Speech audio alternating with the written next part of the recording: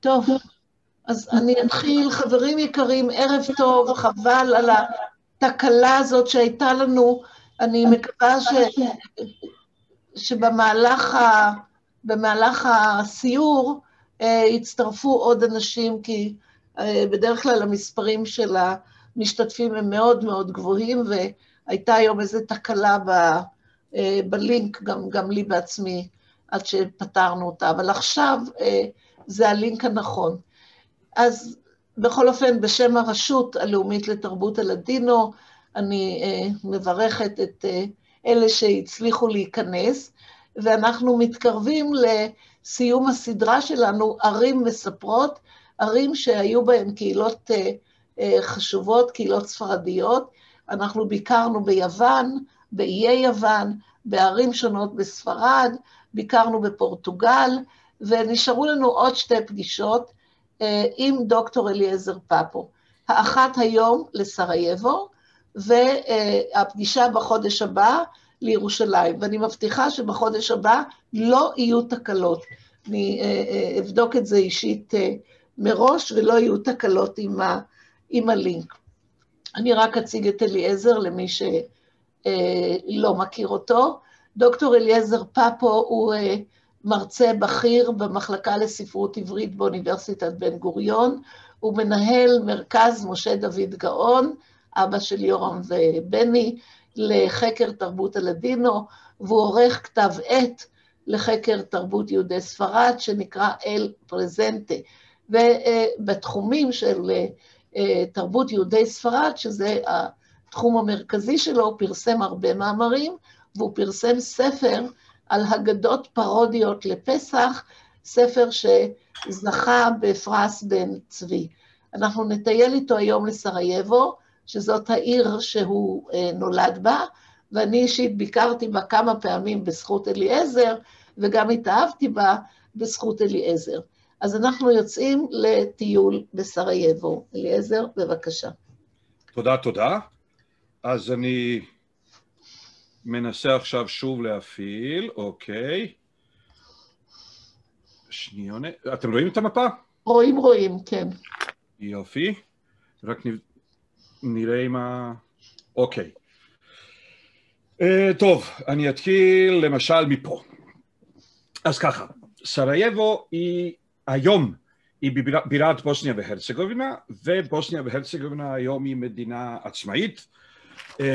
פעם היא הייתה חלק של יוגוסלביה רבתי, ולפני זה חלק של, או היא הייתה פרובינציה אוסטרו-הונגרית, כי היא נכבשה על ידי האוסטרים ב-1878, ולפני זה היא הייתה הפרובינציה, במשך 200 שנה אחרי נפילתה של הונגריה, היא הייתה הפרובינציה הצפונית ביותר של האימפריה העות'מאנית. עכשיו סרייבו מתפארת ב3 ברנדים שלה. הברנד הראשון זה מלחמות עולם אי זוגיות. לפי המסורת המקומית, כל מלחמות עולם בלתי זוגיות מתחילות בסרייבו. הראשונה כבר התחילה, אנחנו יודעים, עם התנגשות בחייו של יורש העצר האוסטרו-הונגרי, שהגיע לסרייבו ב-28 ליוני ב-1914, בוידובדן, שהוא התשעה באב של הסרבים, ככה קצת להכניס אצבע לעין, למקומים, והנה התנגשו בחייו. ויש מי שאומר שגם מלחמת האזרחים הבוסנית או היוגוסלבית האחרונה, היא הייתה מעין מלחמת עולם בשטח מוגבל. אז אם כן, מלחמת עולם בלתי זוגית שוב, שלישית. והברנד השני של סרייבו, שכל איש סרייבו, בין אם הוא יהודי, בין אם הוא נוצרי, בין אם הוא מוסלמי, גאה בו, זאת אגדת סרייבו הידועה. היא נקראת על שמה של סרייבו בגלל שהיא שמורה בסרייבו, אך היא לא נוצרה בה. היא נוצרה בספרד, סוף המאה ה-13, תחילת המאה ה-14, בקטלוניה, בברסלונה, וזה כתב היד היהודי ספרדי הראשון, שכולל איורים שכוללים דמויות אדם. היו כתבי יד אשכנזים עוד לפני זה, שכוללים איורים מהסוג הזה, אך הספרדים, כל עוד הם חיו בשטח האסלאם, אז האינטרפרטציה המשותפת האסלאמית והיהודית, היהודית והאסלאמית, את הדיבר השני הייתה שאסור להציג דמות אדם. ואחר כך בהשפעת האומנות הנוצרית, גם היהודים הספרדים התחילו לצייר דברים מהסוג הזה. עכשיו, למה בחרתי דווקא את התמונה הזאת? כדי שתראו איך היהודים הספרדים במאה ה-14 דמיינו את פרעה מלך מצרים עם כתר ספרדי, נוצרי, אירופאי, מובהק, וזה החלום של 7 פרות שמנות ו7 פרות רזות. והנה כשאשת פוטיפר קורעת את המעטה של יוסף, אז זורקים אותו לכלא, והכלא כמובן נראה כמו כלא ספרדי רגיל, וגם החייל המצרי הוא בעצם, זה אנכרוניסטי לחלוטין, וכמובן לא, מדע הארכיאולוגיה לא היה מפותח, אנשים לא ידעו את מה שאנחנו יודעים על התקופות שקדמו להם, אז הם פשוט דמיינו, אם זה חייל, אז כולנו יודעים איך החייל נראה, ואם זה בית כלא, אז כולנו יודעים איך הבית כלא נראה. עכשיו, הברנד השלישי זה המשחקים האולימפיים שהתקיימו בסרייבו ב-1984, והנה אני בתור ילד עושה סקי בשנה האולימפית בסרייבו. ועכשיו אנחנו מתחילים את הסיפור היהודי. זהו בית הכנסת העתיק, שקוראים לו בסרייבו אל קל וייז'ו. כמובן, לא מאז ומתמיד הוא היה קל וייז'ו, בהתחלה הוא היה רק אל קל. הוא הפך להיות אל קל וייז'ו ברגע כעבור 300 שנה בנו לידו בית הכנסת החדש, ואז לחדש קראו אל מואבו, ולישן התחילו לקרוא אל וייז'ו. הוא בעצם נמצא במקום שנקרא הדיירה של סיה ושפשה. סיה ושפשה זה הקים בדיירה הזאת חאן, ובאותו החאן התגוררו היהודים הראשונים שהגיעו לסרייבו. ראשית כל, בניגוד להרבה ערים בבלקנים, סרייבו היא לא עיר עתיקה. היא בעצם, אפשר לומר שהיא נוסדה עם הכיבוש העות'מאני את האזור. זה לא כמו סטובי או כמו, כן, ערים, או בלגרד גם, הערים שהתקיימו בתקופה רומית או אפילו בתקופה יוונית וכו'. סרייבו היא עיר חדשה. עכשיו, היהודים הראשונים בסרייבו, אם כן, לא היו רומניוטים, אלא ישר מגיעים לסרייבו הספרדים. עכשיו, הספרדים שמגיעים לסרייבו הם לא מגיעים ישירות מספרד. הם הגיעו תחילה לסלוניקי, ומסלוניקי הם מגיעים בתור סוחרים ניידים לסרייבו, אך הם לא משתקעים בעיר. הם שוכנים רוב הזמן בחאן, ולכן החאן הזה קראו לו צ'יפוט חאנה או צ'יפוט חאן או צ'יפוט חאנה, תלוי בשפה, בטורקית צ'יפוט חאנה ובבוסנית צ'יפוט חאנה. עכשיו המילה צ'יפוט עם הזמן הפכה להיות פז'ורטיב, אתנונים פז'ורטיבי לציון היהודים, אבל צריך להבין שבתקופה הטורקית זה לא היה פז'ורטיב. והאמת, המילה צ'יפוט היא בעצם פיתוח פרסי של המילה העברית יהודי. יהודי, ג'הודי, לא משנה, אבל הגיעו מיהודי לצ'יפוט. עכשיו, אז אם כן היה פה חאן, ובאותו החאן התגוררו הסוחרים היהודים שהיו מגיעים לסרייבו מסלוניקי, והם היו מגיעים פעמיים בשנה. היות ולא הייתה קהילה מאורגנת, אז לרוב הם היו מבלים את החגים בסלוניקי. אז פסח הם בסלוניקי, ואחרי פסח הם מגיעים לסרייבו מסלוניקי עם סחורת אביב קיץ. מוכרים אותה בסרייבו עד לסוף אוגוסט, תחילת ספטמבר, ואז הם חוזרים לסלוניקי. והם מבלים בסלוניקי ראש השנה, יום כיפור, סוכות, ואז חוזרים, אם אין שלגים גדולים, חוזרים לסרייבו עם סחורת חורף. כמובן, גם כשהם נוסעים בחזרה לסלוניקי מסרייבו, אז הם בעצם מביאים סחורה קונטיננטלית לים, וסחורה ימאית ליבשה.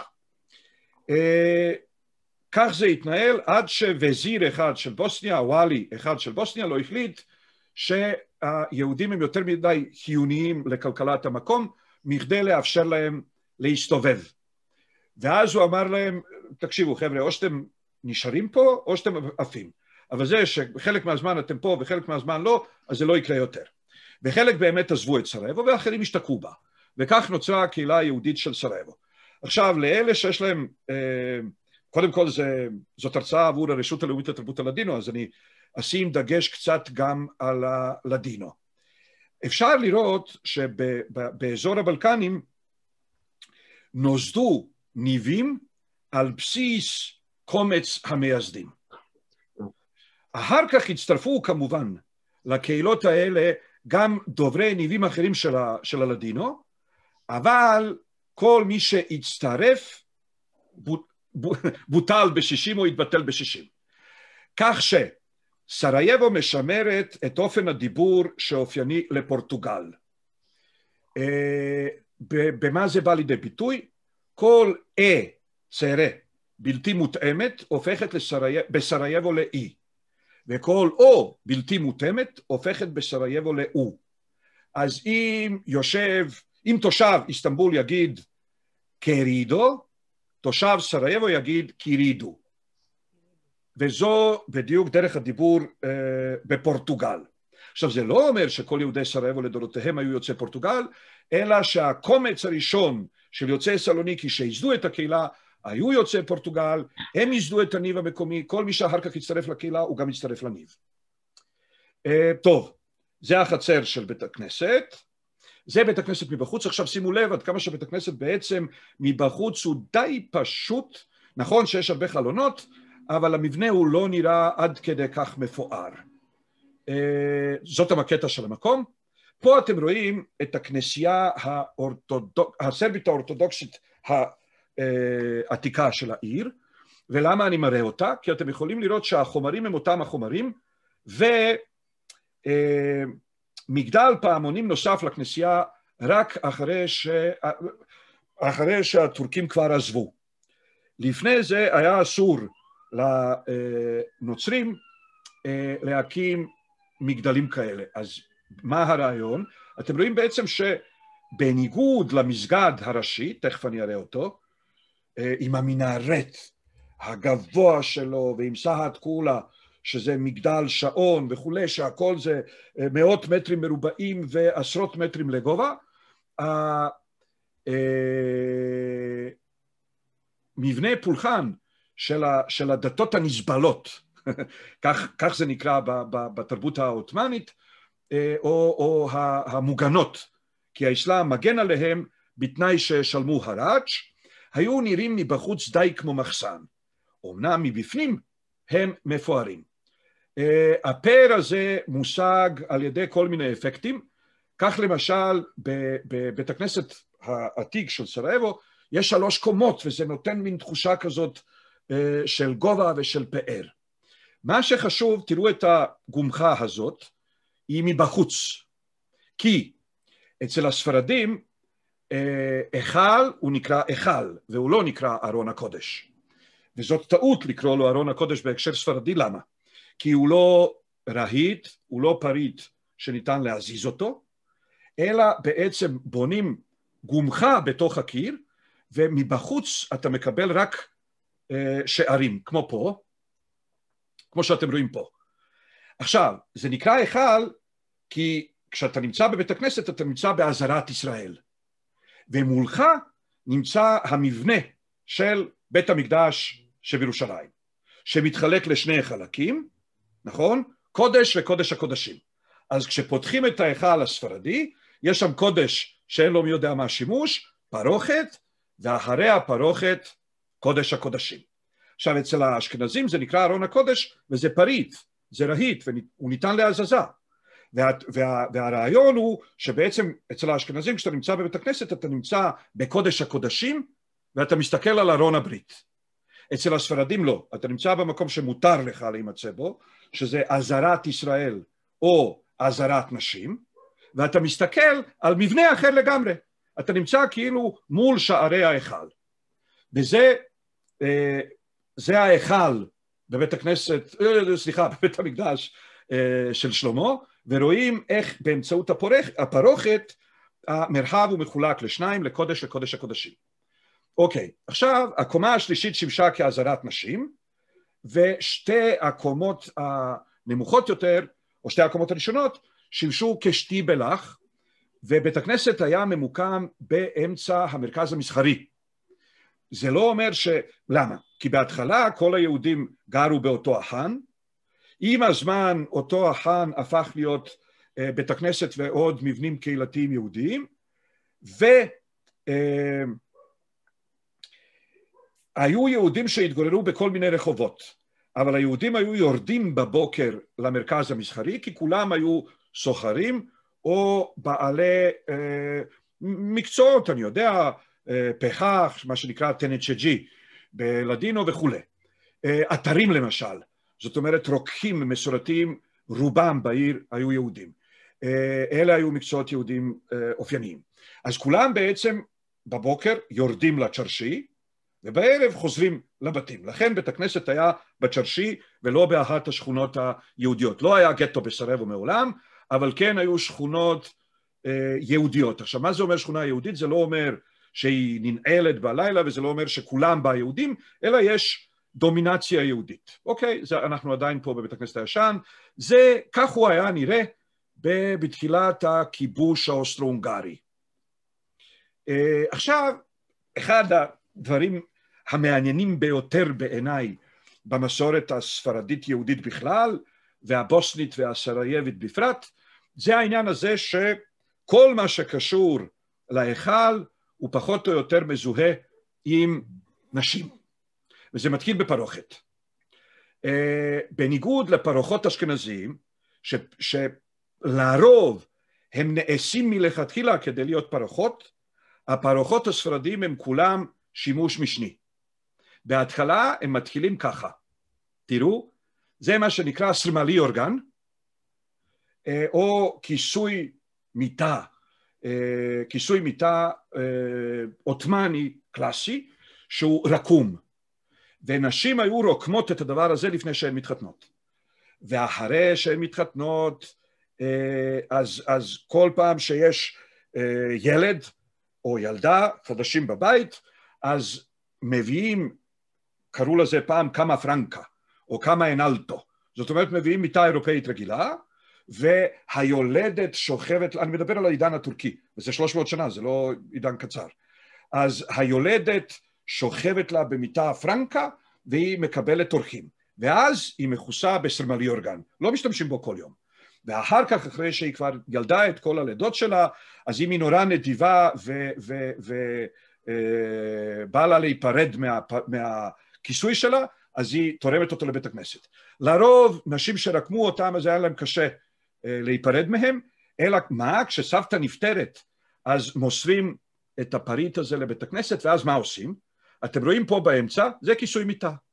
כדי להפוך אותו לפרוכת של בית הכנסת, תופרים למשל את כיסוי המיטה על בד יותר רחב, ואז מוסיפים כתובת למטה או למעלה. הנה, פה אתם יכולים לראות שאפשר גם לתפור מעל זה את כתובת הקדשה, או מסביב וכו'. זאת סוכה, ובסרייבו הסוכה של בית הכנסת הייתה מאותרת בכל הפרוחות שיש לבית הכנסת. אני בכיוון הלא נכון, כן. עכשיו אני רוצה להגיד מספר מילים על רבני העיר. קודם כל, איך אנחנו יודעים במסורת היהודית איזו עיר היא חשובה ואיזו עיר היא פחות חשובה.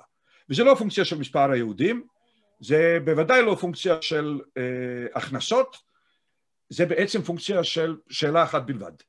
עיר שמייבא רבנים היא עיר לא חשובה.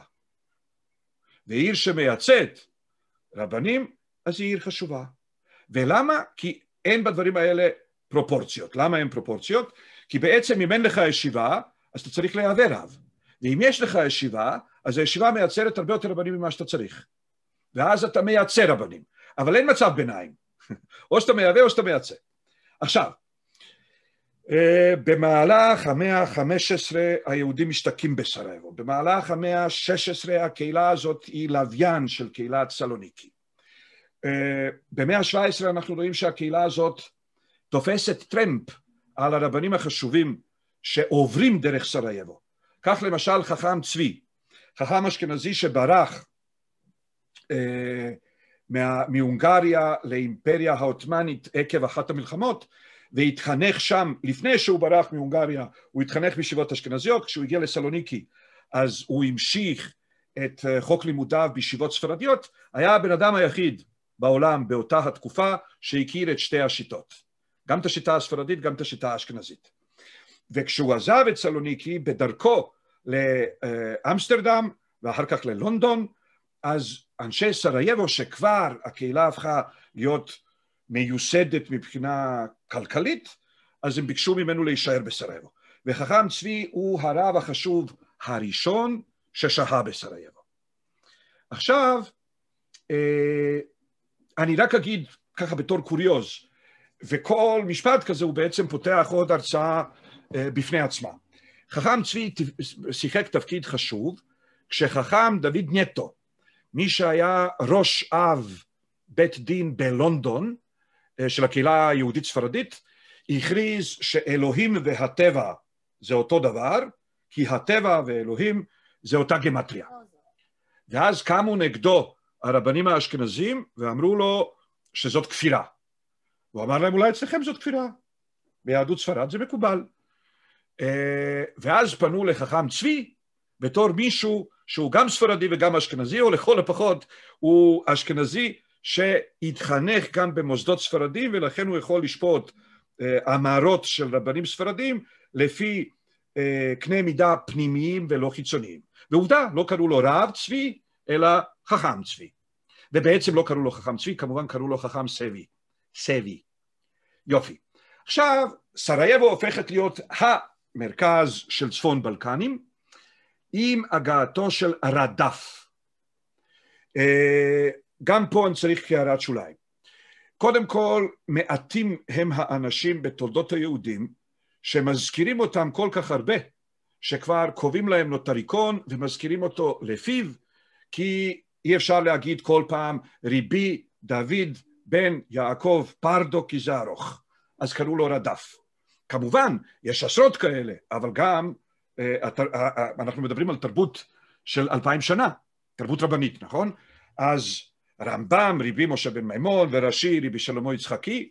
מה שאומנם מעניין אצל הספרדים, זה שזה לא כולל רש של ריבי, את האות הראשונה של השם הפרטי של הרב, אחר כך בית של בן, ואחר כך את האות הראשונה, את האות התחילית של שם אביו, אלא רש של ריבי, את האות הראשונה של השם, ואת האות הראשונה של שם המשפחה. קוראים לו רדף, ריבי דוד פרדו. עכשיו, נשאלת שאלה למה הספרדים פיתחו את הדבר, זה לא כלל שכל הספרדים רק ככה, אבל באמת במאה ה-16 ובמאה ה-17 יש תופעה כזאת שמקצרים גם את שם המשפחה. נשאלת השאלה למה, ואחת התשובות האפשריות היא שהיו הרבה אנשים שהיו אנוסים, שחזרו ליהדות, אבל לאבות שלהם שנשארו בספרד, קראו, לא יודע, פליפה. אז עכשיו הוא לא יכול להיות ריבי אברהם בן פליפה. אז לכן הלכו לשמות משפחה, זאת אינטרפטציה. פה אנחנו רואים את החתימה בסוליטריו של רבי דוד פרדו, והוא צריך להגיד שהוא והחידה, ריבי חיים יוסף דוד אזולאי, הם שני הסופרים והפרשנים, כן, הסופרים הכי פוריים במאה ה-18 בעולם היהודי כולו. והרדף, רבי דוד פרדו, כתב מספר דברים, אבל בין השאר הוא כתב פירוש על התוספתא, שנקרא חסדי דוד, והפירוש שלו על התוספתא, עד עצם היום הזה, הוא דבר שאי אפשר לדלג עליו. כל מי שלומד תוספתא, לומד אותה. זאת אומרת, מה שפירוש רש"י לתורה ולתלמוד, או מה שפירוש רבי עובדיה מברטנורה למשנה, זה פירוש הרדף לתוספתא. היו לו 3 בנים. עכשיו, כפי שאתם יודעים, היהודים הספרדים הם לא בדיוק מי יודע מה מקוריים במתן שמות לילדים, אז קראו להם אברהם, יצחק ויעקב. וכל אחד מהם היה רב איפשהו, אז יצחק פרדו ירש את כס הרבנות בסרייבו, ואברהם פרדו היה תקופת מה בבלגרד, ויעקב פרדו היה רבה הראשי של דוברובניק.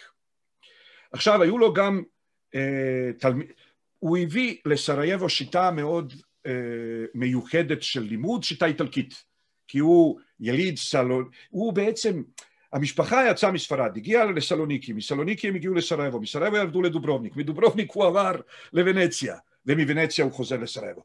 אז הוא הביא שיטת לימוד איטלקית, וכשהוא היה מקבל שאלות, פתאום במאה ה-18 סרייבו הופכת להיות המרכז של צפון הבלקנים, ומגיעות לסרייבו שאלות מכל מקום. עכשיו הוא לא עונה ישירות הוא, אלא הוא מעביר את זה לאחד הבנים. ואז אחרי שהבן כותב תשובה, אז הוא מעביר את זה לאחד התלמידים, ואומר לו תשיג על תשובתו. ואז הוא מעביר את זה לעוד תלמיד, ואומר תתייחס למה שכתב הבן ולמה שכתב התלמיד הראשון. ואז בסוף הוא היה כותב, אלה דברי הגורים, ועתה דברי האריה. ואז הוא היה נכנס ומראה היכן התלמידים טעו או צדקו, וככה. אני ממשיך. אני עובר בעצם לפרשייה מאוד סופר טורבו מעניינת, ליהודי סרייבו יש חג משל עצמם, שקוראים לו פורים של סרייבו, או חג האסירים, או בלדינו פורים דה סריי. והמעשה שהיה כך היה. אני פה אעשה לרגע קאט סטופ שייר כדי שאני אראה אתכם, כדי שאני אראה אתכם יותר טוב, ככה. אז המעשה שהיה כך היה. היה יהודי שקראו לו משה חביו, והוא היה בטרבניק, ובאיזשהו רגע הוא החליט להתאסלם. ואחרי שהוא התאסלם, הוא קרא לעצמו אחמד, ואחר כך הוא הצטרף לדרווישים, ובשל כך הפך לדרוויש אחמד, דרוויש אחמד, בסרבית, זאת הייתה התקופה של השקיעה של האימפריה העות'מאנית, והמוסלמים המקומיים שואלים את עצמם, איך אלוהים מטיב דבר כזה, תפוסת המוסלמים בכל החזיתות. ואז דרוויש אחמד הזה התחיל להסתובב בכפרים מוסלמים סביב טרבניק, ולהגיד לכולם שהסיבה למה הדגל האסלאמי נופל בכל מקום, זה בגלל שלא נוהגים בחוזק יד כלפי הכופרים בתוך הגבולות של האימפריה האסלאמית. דהיינו, הוא היה אומר פחות או יותר לאנשים, בגלל שנתנו לנוצרים וליהודים פה להרים אף, אז אלוהים אומר, טוב, אז אתם לא דואגים לכבודו של האסלאם, אז גם אני לא אדאג. עכשיו, באימפריה העות'מאנית לא הייתה שום הפרדה בין דת ומדינה. והדת הייתה עניין מדיני מובהק, כשהסולטן הוא בעצם אמיר אל-מומינון, או מנהיג המאמינים, והוא גם חליפה, זאת אומרת מי שמחליף את הנביא מוחמד עלי האדמה. ולכן כל מי שמפרש דת בצורה בלתי נאותה, אז זאת בעיה פוליטית. אותו היהודי בעצם הוצא להורג על ידי השליט הטורקי של בוסניה. בא השליט חדש, ואותו השליט החדש לא בדיוק התעניין במה קרה ליהודי שהתאסלם, אבל הוא רדף בצע. כשבאו אליו דרווישים ואמרו, תראה עד כמה שהיד של היהודים על העליונה במדינה הזאת, שאפילו יהודי אחד מהם שמתאסלם, הם דואגים שאנחנו נהרוג אותו במו ידינו. ואז הם העלילו עלילה שבעצם היהודים הם אלה שהאשימו את היהודי המתאסלם ללא עוול על כפיו. עכשיו, אותו הווזיר החדש, שקראו לו רושדי פשע, הסתכל מסביבו, ראה קהילה קטנה בטרבניק, לא מעניין. עבר לסרייבו, ואסר את 10 מנהיגי יהדות סרייבו, ובראשם את הרב ריבי משה דנון. והוא ביקש כופר מהקהילה. עכשיו, הקהילה, אני אקצר את הסיפור, אבל זה סיפור נורא מעניין בעצם, ואפשר היה לעשות הרצאה רק על זה. בכל אופן, הוא מבקש מהם כופר. עכשיו, באותה התקופה היו בסרייבו 8 בתי מרזח מוסלמים. זה נשמע מוזר למי שלא מקומי, אבל מי שמקומי יודע שמוסלמי סרייבו שותים. לא כולם ולא תמיד, אבל הרבה פעמים רבות. אז היו 8 בתי מרזח מוסלמים. היה יהודי רב שקראו לו חיים הלוי, ואותו חיים הלוי הלך בערב שבת מבית מרזח לבית מרזח. כשבכל סרייבו הייתה מוסכמה, כולם ידעו. א', היהודים לא הולכים לבתי מרזח מוסלמים באופן כללי, ובטח שלא בשבת. אבל אם הם הולכים בשבת, בטח שהם לא הולכים בערב שבת. בשבת אחרי מנחה. ואם הם כבר מגיעים, אז בוודאי שהם לא מזמינים קפה. למה? כי את הקפה מבשלים על אש. ומה שהם לא מזמינים, הם לא משלמים בשבת, כי הם יהודים, אז הם יבואו וישלמו אחר כך. ומה שקרה באותו הערב, אותו הרב הגיע ל8 בתי מרזח, וכל אחד ואחד הוא הזמין קפה, אז כולם התפלאו, רב, ערב שבת, קפה, ואז הוא השאיר מטבע זהב על השולחן מבלי לגעת בקפה. כשהוא חזר לביתו, הוא מצא את כל ראשוני העיר, מה שנקרא עיינים בבוסנית, הוא מצא את כל העיינים מתחת לחלונות שלו. ואז הוא יצא לחלון ואמר להם, אם הם אשמים, אז שידינו אותם. כן. ואם הם לא, אז שישחררו אותם. אבל מה, איזה מין האשמה הזאת שאפשר לכפר עליה באמצעות כופר? ואם אתם חושבים שהוא יסתפק בכופר שאנחנו מביאים לו, אתם טועים. הווזיר הזה לא יצא מפה עד שיהיה מטבע זהב אחד בבוסניה כולה. ואז למחרת, המוסלמים המקומיים התקוממו כנגד הווזיר.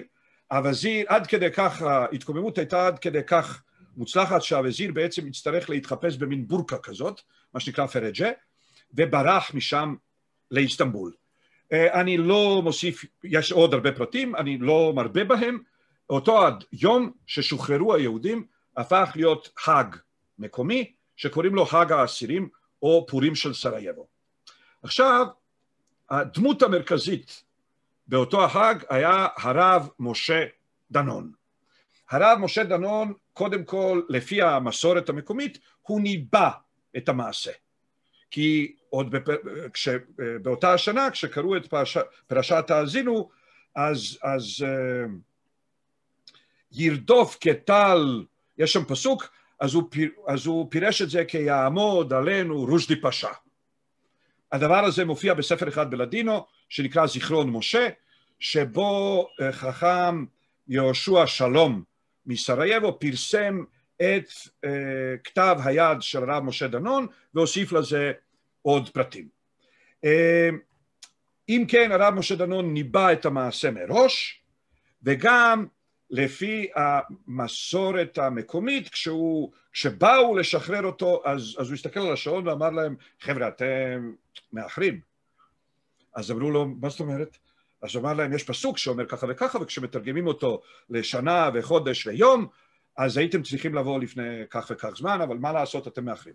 הרעיון הזה שמראה שיהודי סרייבו כבר הרגישו כל כך בטוחים בעצמם, שהם לא רצו להיות אובייקט של היסטוריה, אלא סובייקט של היסטוריה. אז הם לא רוצים להיות מישהו שמצילים אותו המוסלמים המקומיים, אלא בעצם השליט הוא לא פונקציה, הוא שבט בידי השם, נכון? חוסך שבטו שונא בנו, וכשהיהודים חוזרים בתשובה, אז הקדוש ברוך הוא שובר את השבט בו הוא מרביץ לעם. בכל אופן, הרב משה דנון, אצל היהודים הספרדים אין הערצת רבנים כמו שיש בקרב החסידים או בקרב יהודי מרוקו. והרב משה דנון הוא יוצא דופן לא רק בסרייבו או בבוסניה, אלא אפילו ביוגוסלביה רבתי. כי הבן אדם הזה, כרוב חכמי סרייבו, בקץ ימיו, צריך להבין, הייתה אימפריה אחת ענקית מפאתי ויינה עד לצפון אפריקה, שקראו לה אימפריה העות'מאנית. עבור תושבי האימפריה העות'מאנית להגיע לירושלים היה להסתובב בתוך המדינה שלך, כמו לקפוץ מפה לעפולה, כן? ולכן רוב רבני סרייבו לא קבורים בסרייבו, הם קבורים בהר הזיתים.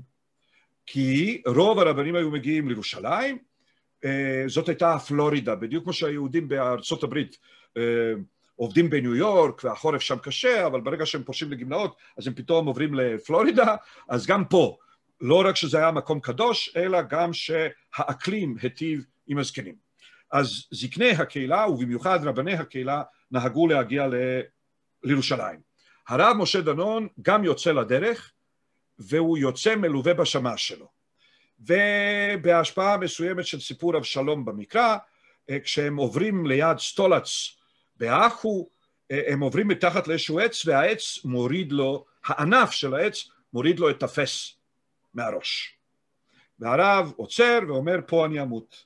הוא יורד מהסוס, והוא פותח את ספר הזוהר ומתחיל לקרוא, וכעבור כמה שעות הוא באמת מת, והוא והשמש שלו, אני לא יודע איך בדיוק, מעולם לא בדקתי את ההגדה הזאת עד הסוף, איך גם השמש קבור שם, אבל גם השמש קבור שם. אולי השמש חזר לסרייבו, כעבור 20 שנה, בהגיע 120 שלו, אז גם הוא נפטר, וקברו אותו שם. בכל אופן, המקום הזה הוא הפך להיות מקום זיארה של כל יהודי בוסניה והרצגובינה, שמגיעים לשם בכף בסיוון, יום הפטירה של רבי משה דנון. עכשיו, משום מה זה לא... יופי. אני רוצה להראות לכם עוד כמה תמונות. זה, למשל, יש פה תל אביבים ויפואים, אז תסתכלו על הדמות הזאת ותראו, יש בתל אביב, ביפו, יש רחוב שנקרא רבי יהודה מרגוזה. עכשיו, קודם כל, זה לא מרגוזה, זה מרגוזה, וחוץ מזה הוא לא מרגוזה, הוא מסרייבו. קראו לו חם רבי יהודה הלוי, הוא אחד מחכמי סרייבו, שירד מסרייבו לדוברובניק, כי קצת קשה להפעיל אונייה מסרייבו שתביא אותו לארץ ישראל. ו60-70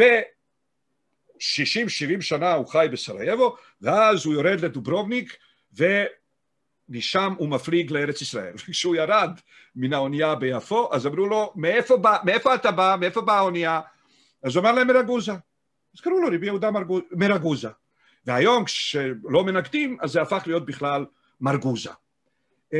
עכשיו, הוא בעצם היה מן הרבנים הציוניים הראשונים באזור, וכמובן אי אפשר להזכיר אותו מבלי להזכיר את מייסד הציונות, מורו ורבו של סבא של הרצל, ובשל כך גם מורו ורבו של הרצל עצמו, רבי יהודה בן שלמה חי אלקלעי, יליד סרייבו,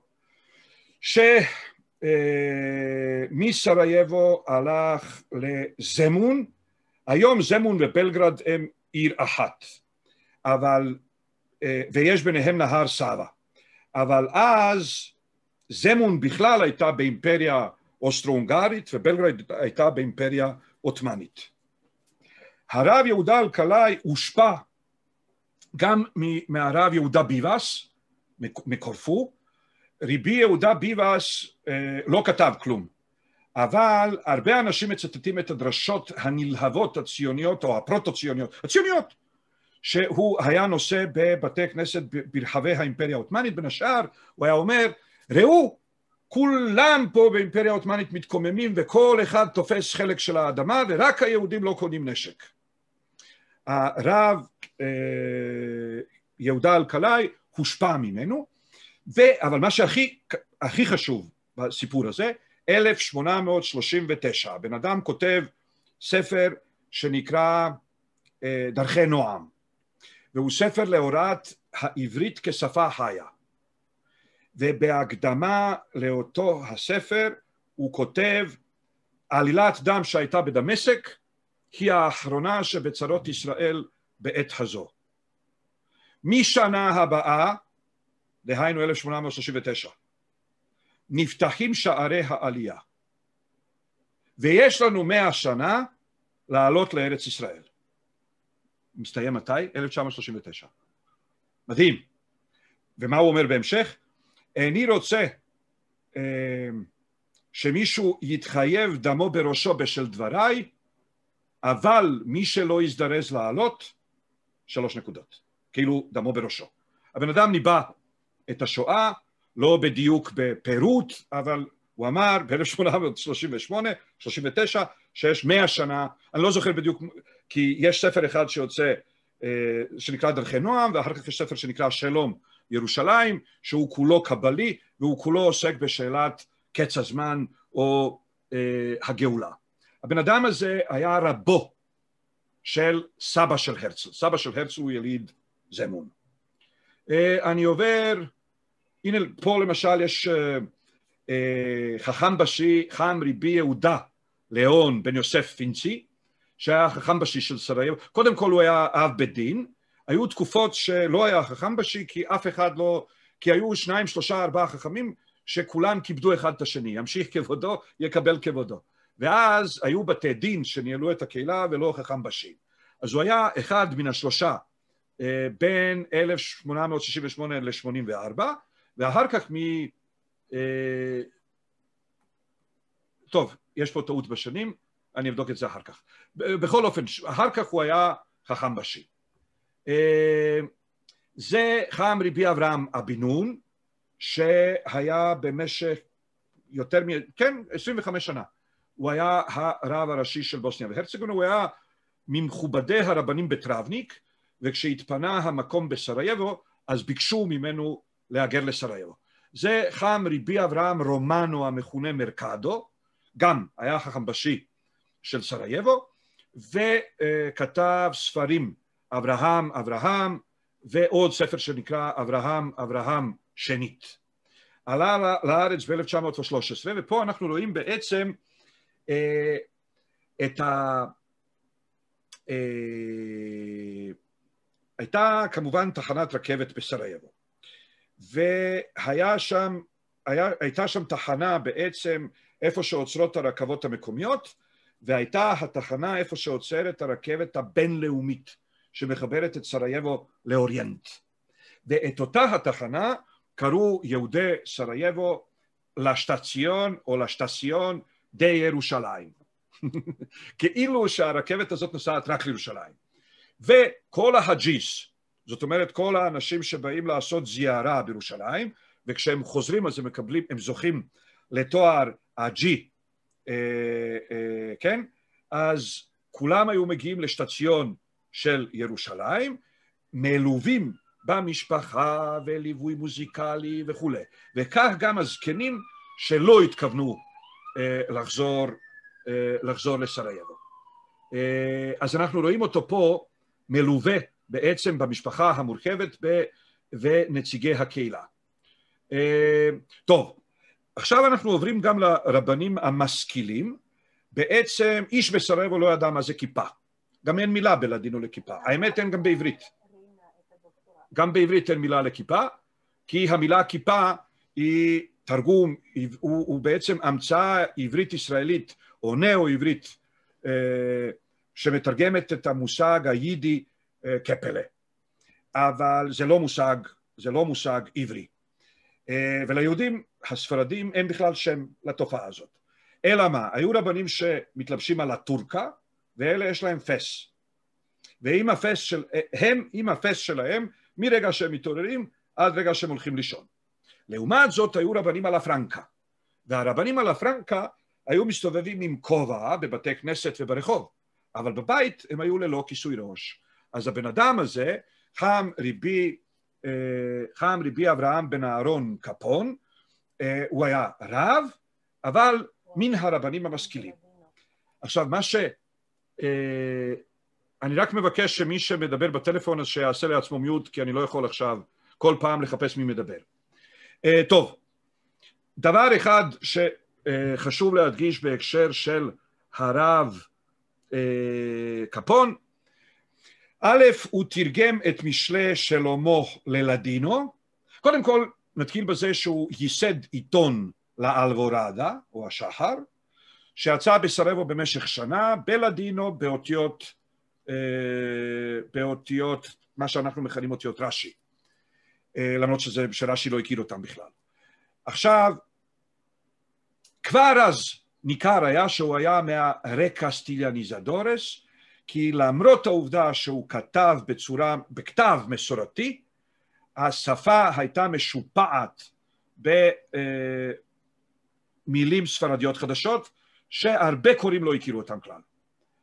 ואחר כך הוא עובר לאותיות לטיניות, אבל לא לפי כללי האורתוגרפיה המקומית היוגוסלבית, כן?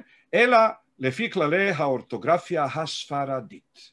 פרסם 2 ספרים, ספר אחד שהוא תרגום משלי שלמה לספרדית מחורז, כאילו ספר מחורז, והספר השני הוא פואזיאס.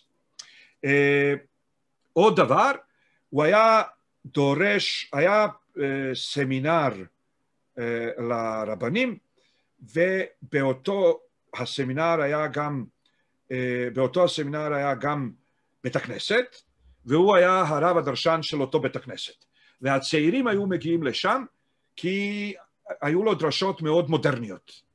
אז הצעירים היו מגיעים לשם, וזה היה בית הכנסת מודרני, מהבחינה הזאת גם, שהייתה מקהלה, והיו חזנים מקצועיים שלמדו בווינה, בבודפסט, והתפילה הייתה מתנהלת בין המקצוענים. זאת אומרת, החזן והמקהלה, המקהלה והחזן. אז זקני סרייבו קראו לבית הכנסת הזה אלקלדלוס מודוס, שפירושו בית כנסת האילמים. למה? כי זה בית הכנסת שאסור לך להצטרף לתפילה ולהשתתף בתפילה, כמו שעושים הספרדים כל הזמן, ברוך הוא ברוך שמו, אמן, אמן, לברכה, וככה. ובית הכנסת מודרני לא בדיוק התאים לזקני הקהילה. זה בעצם הוא לא היה רב, משה בן רפאל אטיאס, הוא היה מאחרוני הג'נטלמנים העות'מאניים בסרייבו ובראשוני המשכילים המערביים. הוא בעצם הלורד ביירון של הספרדים. כשהייתי צעיר וראיתי כל מיני תמונות שלו, אז תמיד חשבתי שהוא מין כזה זקן על הטורקה, וזה לא נכון. הוא היה תקופה ארוכה בחיים שלו, הוא היה על הפרנקה. לכן אני אומר לורד ביירון. יהדות סרייבו התמערבה כל כך מהר, שבאותו הדור של התמערבות, היו כבר אנשים שהספיקו להתחיל לחזור חזרה, ופיתחו מעין נוסטלגיה לאוריינט. אז בתור זקן, הוא היה, במיוחד בשבתות, הוא היה מסתובב באנטרי, עם הצ'ורדי מעל האנטרי, ועם תספיך ביד, אבל אתם יכולים להבחין גם בחולצה אירופאית, עם עניבת פרפר מתחת לכל זה. עכשיו, קראו לו זקי אפנדי, והקבר שלו נמצא בבית הקברות היהודי של סרייבו, והוא הקבר היחיד בבלקנים, הקבר היהודי היחיד בבלקנים, שיש עליו כתובת בלדינו, עברית, ובפרסית באותיות ערביות. בתור ג'נטלמן עות'מאני שחוזר לעות'מאניות של ילדותו, אז הוא אהב שירה פרסית. הנה, זהו בתלבושת אירופאית. זה בית הכנסת החדש, שבגללו, הנה, אתם רואים עד כמה שהיהודים עיניהם היו תלויות במסחר ובמרכז המסחרי, שגם בית הכנסת החדש לא נפתח באחת השכונות היהודיות, אלא במרכז המסחרי, בבאש שרשיה, ליד בית הכנסת הישן.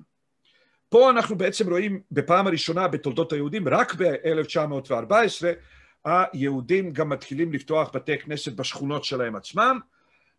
ריבי משה מאסטרו, שכולם קראו לו בכור, הוא היה יושב ראש עמותה, בעצם מייסד ויושב ראש עמותת עזרת יתומים, ואותה העמותה ניהלה גם בית הכנסת, שהנה זה מבנה בית הכנסת היום, הוא טרם הוחזר לקהילה,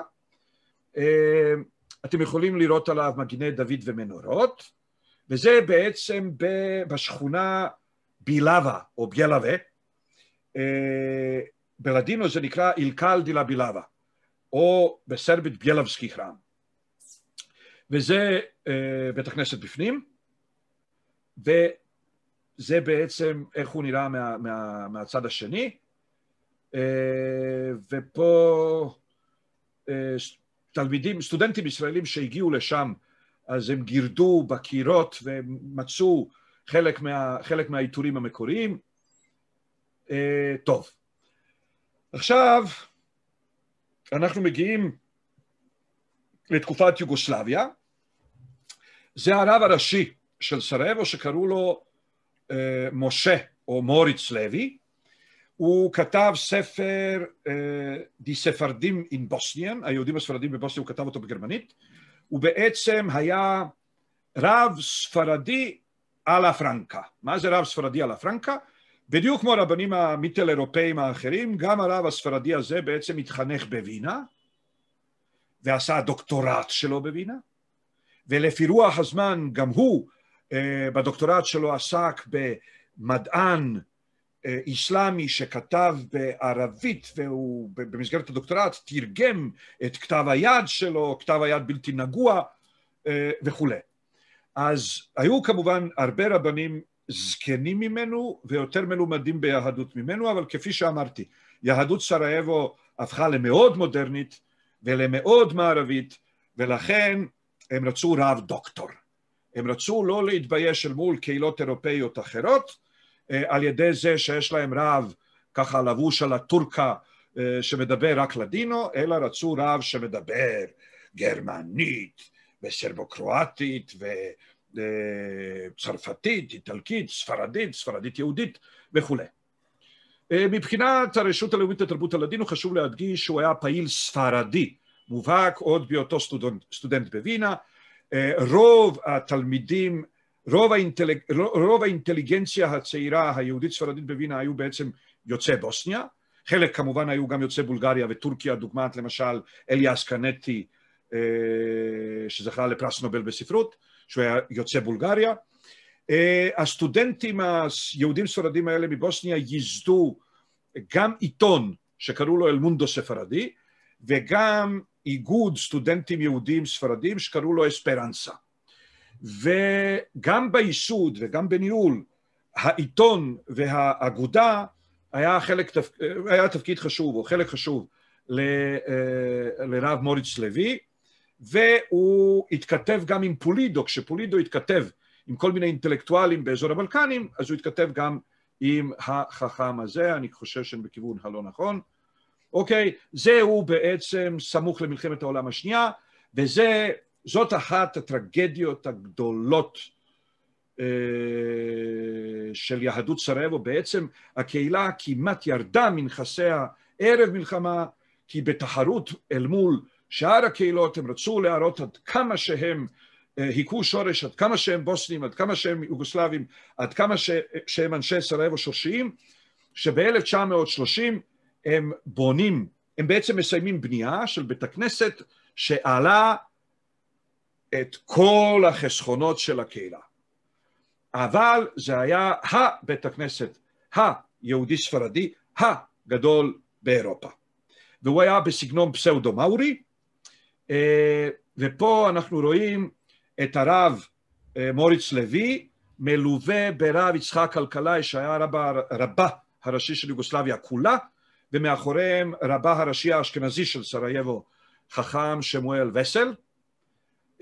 וכאן אתם רואים עד כמה שהמבנה הזה היה מפואר, ונורא היה חשוב ליהודים שהגובה של הכיפה של בית הכנסת תהיה יותר גבוהה מן הכיפה של המסגד המרכזי.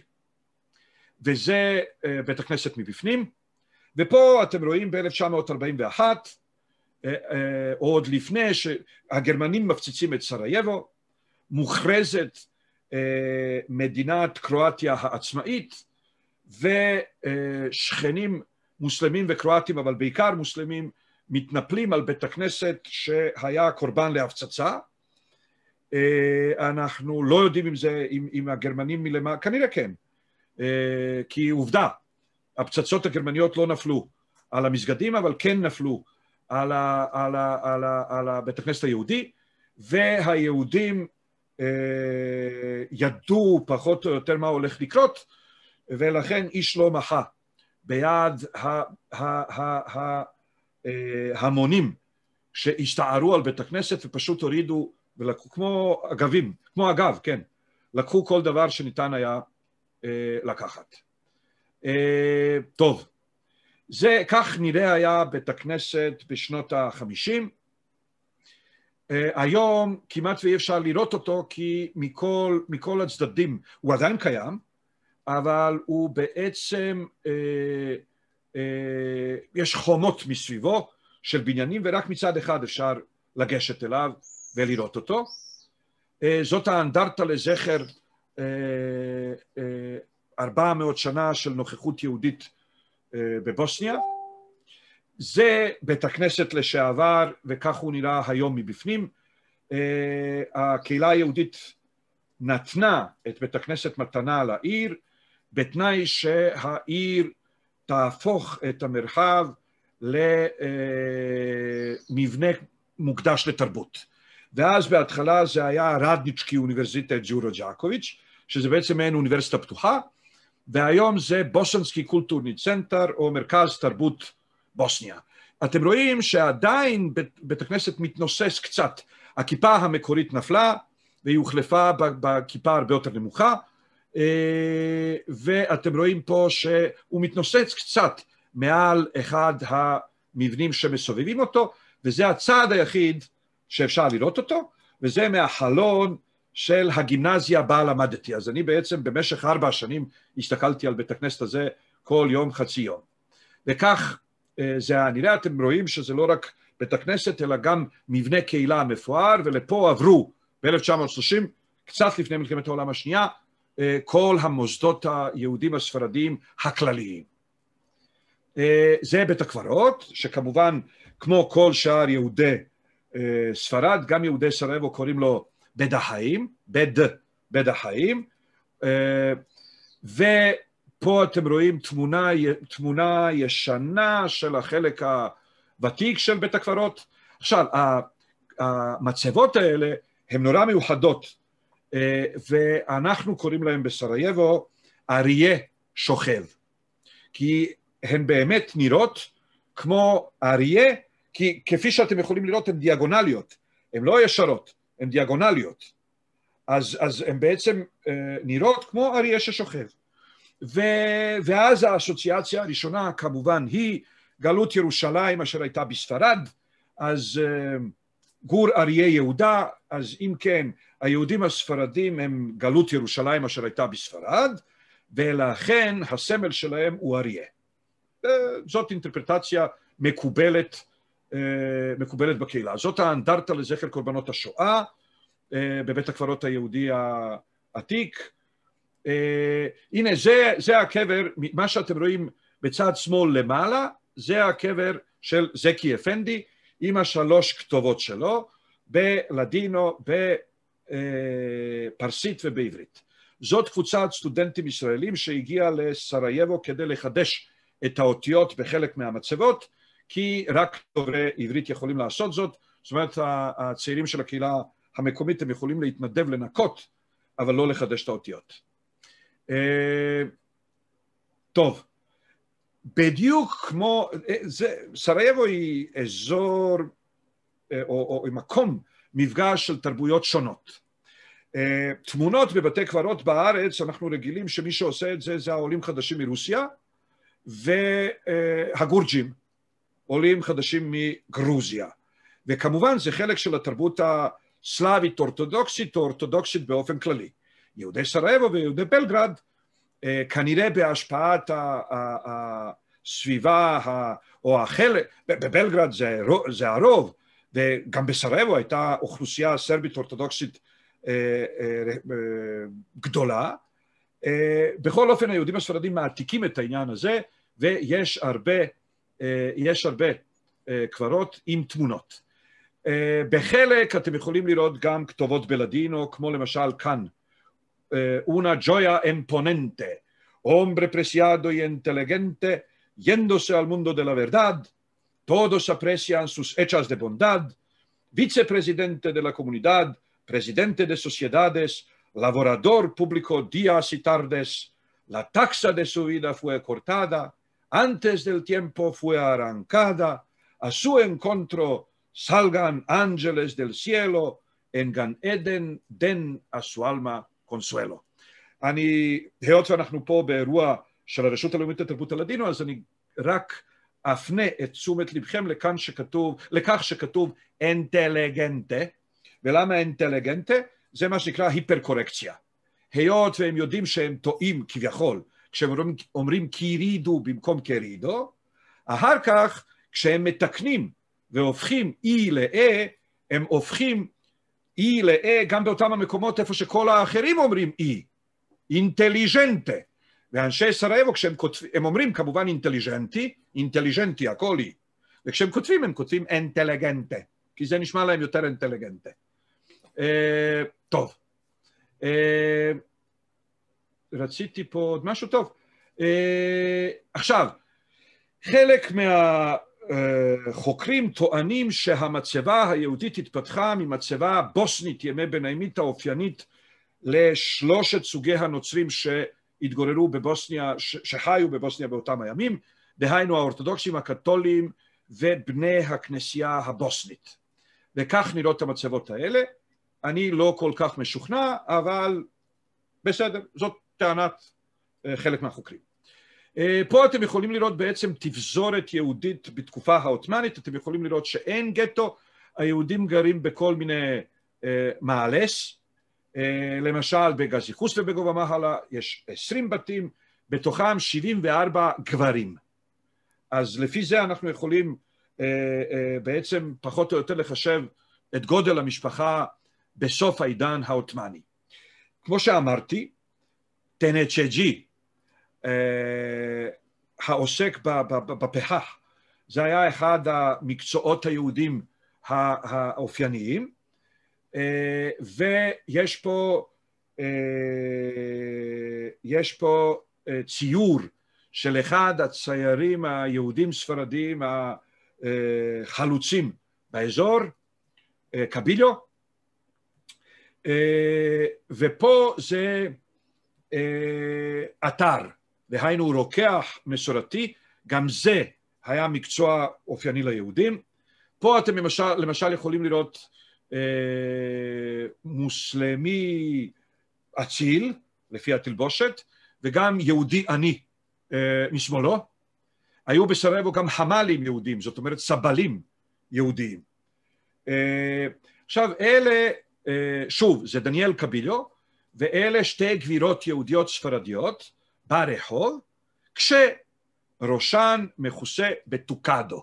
טוקדו הוא נראה כמו מין אהיל כזה של מנורה, של מנורת שולחן, וזה היה כיסוי ראש אופייני לנשים נשואות בסרייבו. כשזה בתקופה האוסטרו-הונגרית, אז כבר אין להן את השל הגדול, וזה בתקופה העות'מאנית, כשהיהודים הספרדיות שיוצאות לרחוב, מעל הטוקדו והבגד העליון, פורסות מין, זה נקרא מרמה, או כן, גם בלדינו וגם בסרבית, ובזה הן הרבה יותר ליברליות מנשים מוסלמיות שהיו מכסות גם את הפנים, אבל הרבה פחות ליברליות ממה שנהוג היום.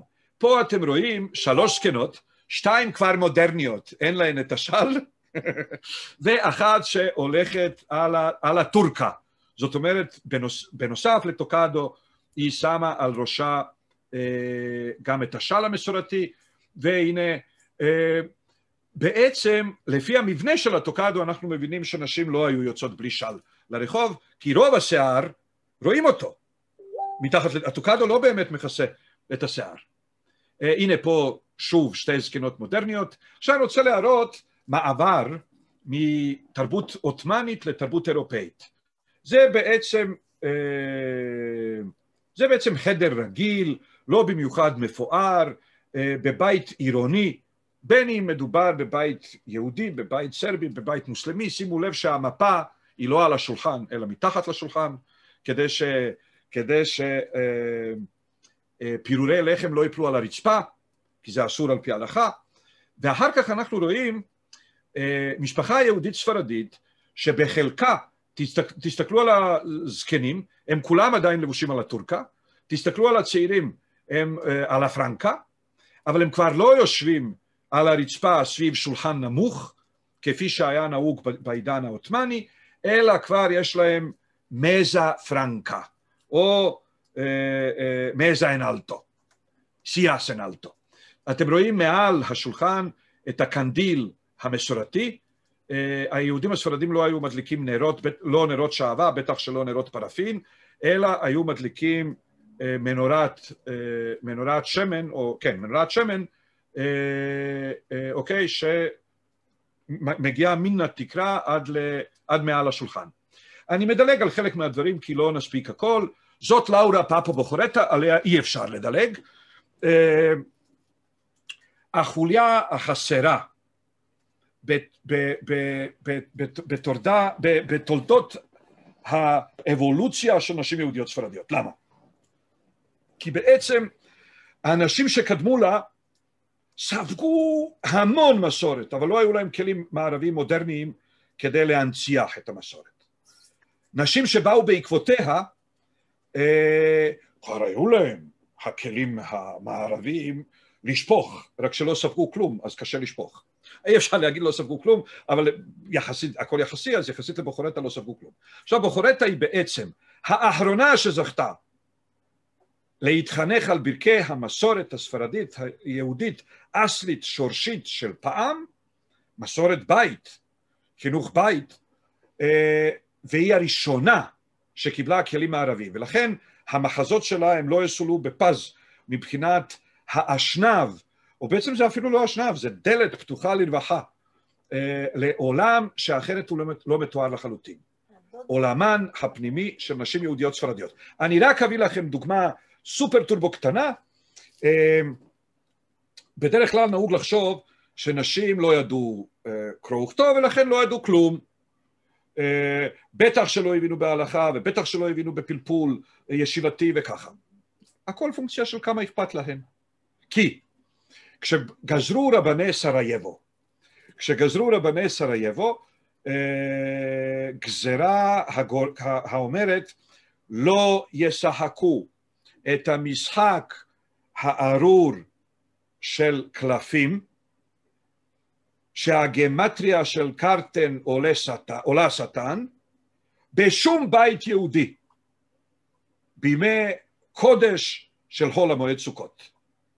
עכשיו, הגזרה הזאת הייתה מכוונת נגד נשים, כי בסוכות נשים היו יושבות ומנהלות תחרויות גדולות של משחקי קלפים. עכשיו, מה עשו אמותינו הצדקניות והחסידות? הם שכרו גינות של שכנים מוסלמים ונוצרים. ואמרו פעמיים מותר. למה? הרבנים גזרו על בתים יהודים. א', זה לא בתים, זה גינות, וב', לא יהודים, אלא מוסלמים ונוצרים. עכשיו, קוריוזיטטים כאלה אפשר למצוא בכתביה של בוכורטה. למשל, יש לה ספר שנקרא האישה היהודיה הספרדיה מבוסניה, וכמובן, הספר מחולק לפרקים. וחגים, אז יש כל מיני חגים, ופתאום יש ראש חודש, ועל ראש חודש יש יותר פרטים מאשר על שאר החגים. למה? כי ראש חודש היה 8 למרץ. כי ההלכה הספרדית אוסרת על, אומרים ככה, כל מלאכה שסובלת דיחוי, אסורה בראש חודש. עכשיו, גיהוץ סובל דיחוי. הכנת ריבה סובל דיחוי. כביסה סובל דיחוי. לעומת זאת, כל מלאכה שקשורה בהפסד מרובה, מותר לעשות אותה בראש חודש. עכשיו, אם אתה גבר ולא תפתח את החנות שלך בצ'רשי, אז יהיה לך הפסד מרובה. אז הגברים עבדו בראשי חודשים ולנשים היה אסור. עכשיו, כמה ראשי חודשים יש לנו? 12 או 13 בשנה. מתוכם 6 ראשי חודשים של יום אחד, ו6 ראשי חודשים של יומיים. זה יוצא שלנשים יהודיות ספרדיות הייתה חופשה שנתית של 19 יום פר שנה, שאסור להן לעבוד. מעין 8 למרץ כזה, ואז הן היו מתלבשות, מתגנדרות, ועורכות ויז'יטס או מרנדס. עכשיו, בין השאר, רק להראות לכם, אז יש לה ככה פרקים, האישה היהודיה הספרדיה, הבית שלה, השכנות שלה, החותנת שלה. אין לה פרק על הבעל, כי הבעל לא כל כך פונקציה. למה? הבעל הוא פונקציה השבוע הראשון, כן? כשעושים 7 ברכות. ולאחר מכן הוא קם בבוקר, יורד לשוק, וחוזר בערב כשכל החתנים נראים אותו דבר, כן? כל החתולים שחורים בלילה. אז בעצם אישה יהודיה ספרדיה מבלה את רוב זמנה עם החותנת שלה. ועם הקלות של אחי בעלה. אז בעצם פרק, עכשיו גבר שהיה כותב על אישה יהודיה ספרדיה, בחיים לא היה כותב פרק שנקרא חותנת, מבלי לכתוב פרק מה שהכי הדהים אותי אבל, זה שיש לה פרק שנקרא בר מצווה. אז אמרתי, אולי היא טעתה באות, אולי התכוונה לבת מצווה. לא, בר מצווה. למה? כי בר מצווה של הבן זה פרק בחיי האם. עכשיו, שום גבר לא היה כותב ספר בצורה כזאת, ולכן היא סופר טובה חשובה. עכשיו היא הייתה כמו שייקספיר. למה הכוונה כמו שייקספיר? היא לא כתבה מחזות כמו איבזן שהתפרסמו בספרים, אלא כמו שייקספיר היא כתבה לקבוצת תיאטרון. הייתה אגודה של הנוער היהודי עובד ולומד, או אגודת הפועלים הצעירים או משהו כזה, שקראו לה מתתיה. ולמתתיה הייתה קבוצת תיאטרון. ובוחרתה כתבה את המחזות שלה עבור קבוצת תיאטרון של מתתיה, כשהיא בעצם גם הסצנריסטית, והיא גם הבמאית, והיא מחליטה איזה תפקיד יגולם בידי איזה שחקן, ופעמים רבות כשהיא כותבת מפרט, הדמויות היא כותבת בסוגריים מי ישחק כל דמות, והנה פה באחד המחזות היא אפילו ציירה את הבמה. זה קלמי ברוך, היהודי הספרדי הראשון מאזור הבלקנים, שעשה דוקטורט בספרד, והוא חזר לסרייבו כחוקר ספרות רומנית, ספרדית וכו'. עכשיו, רק אנקדוטה אחת שאני חייב, כשהוא היה במדריד, אז הוא גרם לכל הפרופסורים שלו במדריד להתאהב בספרדית יהודית שלו. ואז כשהוא חזר ממדריד, אז התחילו לבקר כל מיני חוקרים ספרדיים שהכירו אותו בתור סטודנט בזה. ואז את אחד מהם הוא לוקח לאזור ביאלאבה. וזה היה מריקה דה לארה הידוע, כן? חוקר רומנסה ידוע. וקלמי ברוך לוקח אותו לשכונה היהודית בילאבה, ושם ישנה זקנה שזוכרת מאות רומנסות.